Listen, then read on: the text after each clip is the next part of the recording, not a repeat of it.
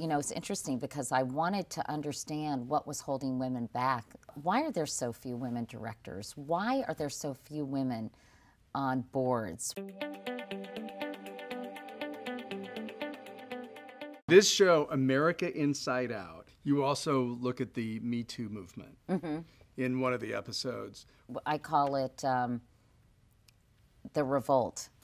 And it's really just about women rising up and is it going to change? And I focused on Hollywood and Silicon Valley.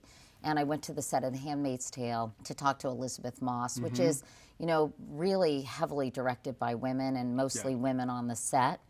And talked to her about how she became the executive producer and why that was so important and how that has had such cultural relevance because of the current political situation and fears about going backwards when it comes to women's rights. And interviewed Viola Davis about intersectionality, which is sort of a new word for me that my daughter introduced to me a couple of years ago, and talked about the particular challenges of being an African-American actress or an African-American in Hollywood, and what they're trying to do with UV Productions. I think I could speak for most black women here in Hollywood. We're trying to get paid what white women get paid. We're even trying to get the same kind of roles that they get. You said it after, you know, last year when the conduct of Matt Lauer came to light. And you said so many people who engage in that kind of behavior are really good at keeping it hidden from the people who don't need to know about it, or it would hurt them if they knew about it. Is that one of the big problems with sexual harassment in the workplace? I think one of the big problems, just from my experience, and I can only talk about sort of where I've worked, is I don't think until recently it was taken that seriously. So, you know, where I worked, I can't tell you how many married men were having pretty, I don't know, open, but talked about and whispered about affairs with underlings. Like, there should be a zero tolerance of that in media organizations. And I think that sets a tone that anything kind of goes.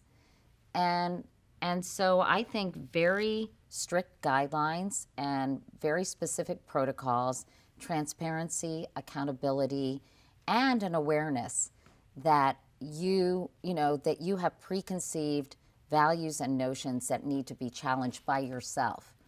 I think all those things are critically important. And I think just what was put up with for a long time is now being reconsidered. Now, has the pendulum swung too far in some instances? Maybe. And, you know, is that sort of part of a social movement's natural ebb and flow? Perhaps.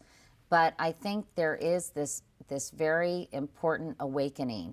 And now I think it's really critical that organizations and men and women talk about this in an open way that is not full of harsh judgment and criticism, but of real learning and education and a place of wanting to make things better.